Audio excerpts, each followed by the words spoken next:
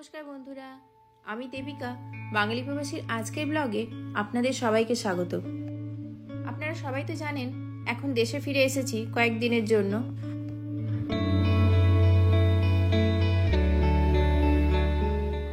দেশে গিয়ে কোথায় কি করলাম সব কিছু এত দেখানো তো সম্ভব হয়ে ওঠেনি। তার মধ্যে যেটুকু পেরেছি আমি ভিডিও করে রেখেছি আপনাদের সঙ্গে সেগুলো ভাগ করে নেওয়ার জন্য।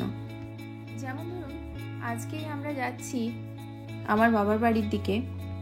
রাস্তায় একটা পেট্রোল পাম্প ছিল, সেখানে আমরা একবার দাঁড়িয়েছিলাম গাড়িতে তেল নেওয়ার জন্য। এরপর আমরা গিয়েছিলাম আমার বাবা বাড়িতে, আর সঙ্গে রয়েছে আমার মা আর মামাতো ভাই। আমার বাড়িটা একটু বেশ গ্রামের দিকে, তাই জন্য ওখানে পরিবেশটাও খুব মনোরম, একদম অন্যরকম। একেবারে পল্লীগ্রাম না হলেও শহরে কোলাহল থেকে বেশ অনেকটা দূরে হওয়ায় গ্রামের পরিবেশের একটা স্নিগ্ধতা এখানে রয়েছে। আর চারদিকে বিভিন্ন রকমের গাছ রয়েছে আমাদের। এটা যেমন আম গাছ, এটা রয়েছে পেয়ারা গাছ, এছাড়াও আরও বেশ কয়েক রকমের গাছ রয়েছে। আর এই পেয়ারা গাছগুলোতে দেখুন খুব ছোট ছোট এখন পেয়ারা ধরেছে। কিছুদিন পর এই পেয়ারাগুলো একটু বড় হবে, আর তখন বিভিন্ন রকমের পাখি আসতে থাকে এখানে। সেটা টিয়া পাখি থেকে শুরু করে আরও বিভিন্ন রকমের পাখি আসে। এখানে ব্যালকনি থেকে দাঁড়িয়েই অনায়াসে আপনি পেয়ারা নিতে পারবেন। আর বাড়ির লাগোয়া রয়েছে এরকম একটা পুকুর আমাদের, যার মধ্যে বেশ কিছু বড় বড় মাছ রয়েছে। মানে মাছ খাওয়ার জন্য সবসময় আপনাকে বাজারে না গেলেও চলবে। বাড়ির পুকুর থেকেই টাটকা মাছ জাল দিয়ে বা ছিপ দিয়ে ধরে খাওয়া যেতে পারে। এই প্রচণ্ড গরমের সময়ে যেহেতু সামনে এত ফাঁকা মাঠ, সন্ধ্যের পর থেকে এখানে প্রচণ্ড ভালো হাওয়া দেয়। গরমের তাপটা তখন কিছুটা হলেও কম মনে হয়। এখানে সব কিছুই আছে এমনিতে। বাড়ির পাশ দিয়ে দেখুন একটা পাকা রাস্তাও চলে গেছে।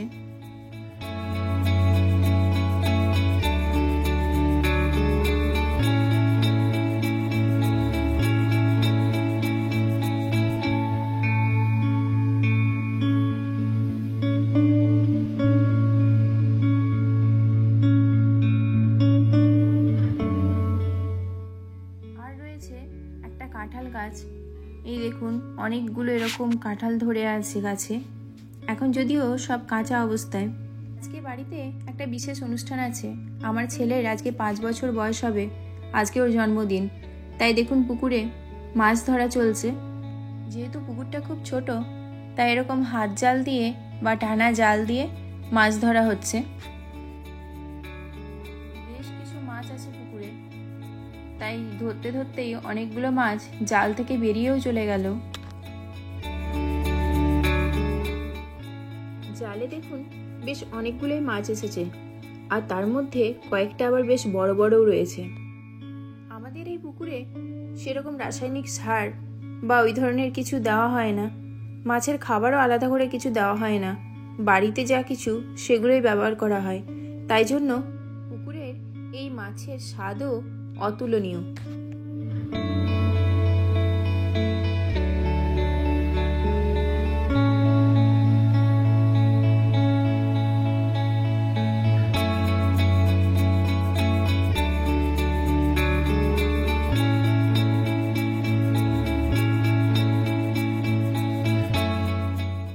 তবে যেসব মাছগুলো সাইজে একটু ছোট, যেমন 1 কিলো 1.5 কিলো, সেই সব মাছগুলোকে আবার জলের মধ্যে ছেড়ে দেওয়া হচ্ছে, যাতে করে ওরা আরেকটু বড় হয়ে যায়, পরে আবার ধরা যেতে পারে এগুলো। এর মধ্যে থেকে 2টো মাছ দেখুন খুব বড় রয়েছে, প্রায় 2.5 কিলো বা তারও বেশি হতে পারে। সেই মাছগুলোকেই ধরা হবে।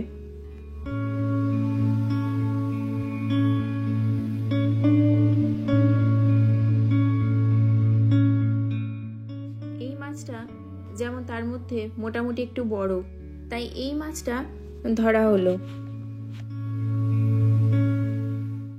ছেলের 5 বছরের জন্মদিনটা বড় করে করার কথা ছিল, কিন্তু শ্বশুরমশাইয়ের অসুস্থতার জন্য সেটা আর করা হয়ে উঠল না। তাই একদম ঘরোয়াভাবেই এবার ছেলের জন্মদিনটা করা হয়েছে। তার জন্য সকাল থেকেই শুরু হয়েছিল একটু বাড়িতে রান্না বান্না। জলখাবারে লুচি ঘুগনি দিয়ে শুরু হয়েছিল। তারপর দুপুরের খাবারে ছিল 5 রকমের ভাজা, পায়েস, মিষ্টি, একটা তরকারি, ডাল, চাটনি, এই সব মানে আমরা বাড়িতে যেরকম খাবার খাই ঠিক সেই রকমই। এছাড়াও বাড়িতে পুরোহিত মশাই এসেছিলেন।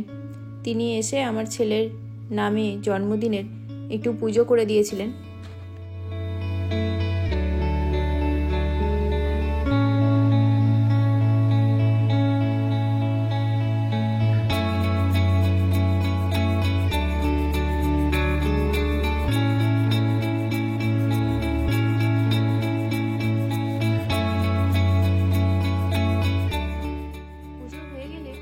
তারপর বাড়ির যারা বড় রয়েছে তারা সবাই একে একে ছেলেকে আশীর্বাদ করলো। প্রথমেই আমার বাবা করছে। এছাড়াও শ্বশুরবাড়ির সবাই আসতে পারেনি, তাই জন্য ওরা সবাই ফোনে আর ভিডিও কল করেই ওকে আশীর্বাদ জানিয়েছে।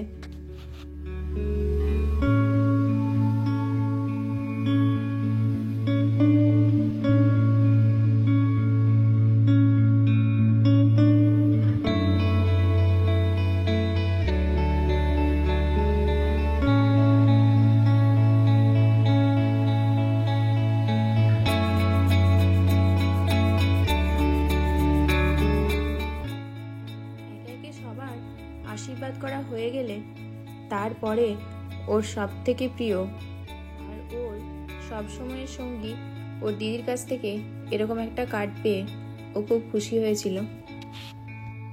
ওর দিদি নিজেই এই কার্ডটা বানিয়েছে ওর জন্য। আবার ও সেটা বুঝিয়েও দিচ্ছে যে ও কী বানিয়েছে, কেন কোনটা লিখেছে, কোনটা ওর ভাইয়ের প্রিয় সেটাও খুব ভালো করে জানে। সেরকমভাবেই ও ভাইয়ের জন্য এই জন্মদিনের কার্ডটা বানিয়েছে। এই গিফট দুটো ওদের কাকা আর কাকিমা দিয়েছে। এরপরেই দুপুরের খাবার সময় হয়ে গেছে। জন্মদিনের জন্য বার্থডে বয়ের খাবারের থালা পুরো তৈরি হয়ে গেছে। এরপর ওর পাশে ওর দিদিও বসেছে ওকে একটু সঙ্গ দেওয়ার জন্য। তারপরে ও আবার নিজের খাবার খাবে। এইসব দিনগুলোতে ব্যস্ততার মধ্যে সময়টা যে কিভাবে পেরিয়ে যায় বুঝতেই পারা যায় না। দেখতে দেখতেই বিকেল হয়ে গেল। এখন বিকেলে রান্নার সব প্রস্তুতি শুরু হয়ে গেছে। কেননা আজকে সন্ধেবেলাতে বাড়িতে সেরকম কিছু না করে পাড়ার যে সমস্ত ছোট ছোট বাচ্চাগুলো রয়েছে তাদেরকে শুধুমাত্র খাওয়ার জন্য বলেছি, যেহেতু বাচ্চাটারও একটু ভালো লাগবে। কেননা কেউ না এলে ও খুব একা একা ফিল করবে। কিন্তু ওর জন্য কেক আবার দুটো আনা হয়েছিল। একটা ওর দাদা নিয়ে এসেছিল আর একটা ওর বাবা নিয়ে এসেছিল। ছেলের স্পাইডারম্যান ইদানিং খুব পছন্দ, তাই ওর জন্য একটা স্পাইডারম্যান কেক অর্ডার দেওয়া হয়েছিল। এখন সব বাচ্চাগুলোই প্রায় এসে উপস্থিত হয়েছে, তাই জন্য ওর আরেকটা কেকও এখন কাটা চলছে। আর এইসব বাচ্চাগুলোর জন্যই একটুখানি রান্নার আয়োজন করেছিলাম। সেরকম বেশি কিছুই না, শুধুমাত্র ফ্রাইড রাইস আর মাটন, তার সঙ্গে যা হয় মিষ্টি, পায়েস, পাঁপড়, এই আর কি। সব বাচ্চারাও খেয়ে খুশি। আর আমার ছেলেও এত দূরে এসে এখানে নিজের বন্ধুদের ছেড়ে এরকমভাবে একটা জন্মদিন করেও খুব একটা অখুশি হয়নি। বাড়ির ভেতরে এরকম অনেকটা ফাঁকা জায়গা পেয়ে ওরা প্রায় দিনই বিকেলবেলা এরকমভাবে খেলতো দুজনে। আগেই বলছিলাম যে এখানে বিভিন্ন ধরনের পাখি আসে, তার মধ্যে এই দেখুন কলা গাছের উপর একটা টিয়া পাখি এখানে বসে রয়েছে। বাচ্চাগুলো ব্যালকনি থেকেও মাঝে মাঝে এরকমভাবে গ্রামের পরিবেশটাকে উপভোগ করত। এর পরদিনই আবার ছিল আমার ঠাম্মার জন্মদিন। ঠাম্মার এখন বয়স হলো 82 বছর। বাবার বাড়ি ছুটি শেষ করে এবার শ্বশুর বাড়িতে এসেছি। শ্বশুর বাড়িতেও বেশ অনেক রকমের গাছ রয়েছে। ওই রকমই অনেকগুলো আম গাছ রয়েছে, কাঁঠাল গাছ রয়েছে।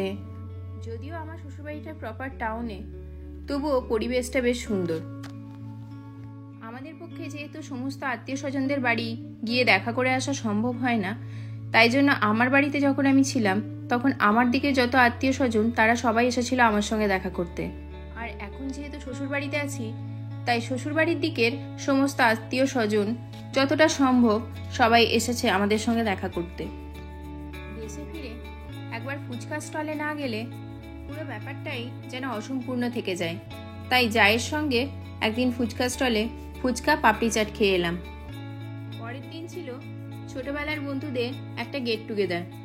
এখন আমরা এই 3 বন্ধু প্রায় একটা ফ্যামিলি রিলেশনের মতো হয়ে গেছে। সবাই আমরা একে অপরের বাড়ি যাওয়া আসা সব কিছুই করি।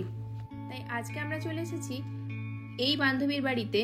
আমরা 2 বান্ধবী মিলে একটা গেট টুগেদার আছে। প্রায় সবাই মিলে জমিয়ে সারাদিন একটা আড্ডা। আর আমাদের বাচ্চারাও বেশ নিজেদেরকে খুব ভালো করে চেনে, আর প্রায় সবাই সমবয়সী, তাই জন্য ওদেরও খুব মজা হয়েছে। আর খাবারের আয়োজনও ছিল বেশ এলাহি। চিকেন, মাটন, পোস্ত থেকে বাদ ছিল না কিছুই।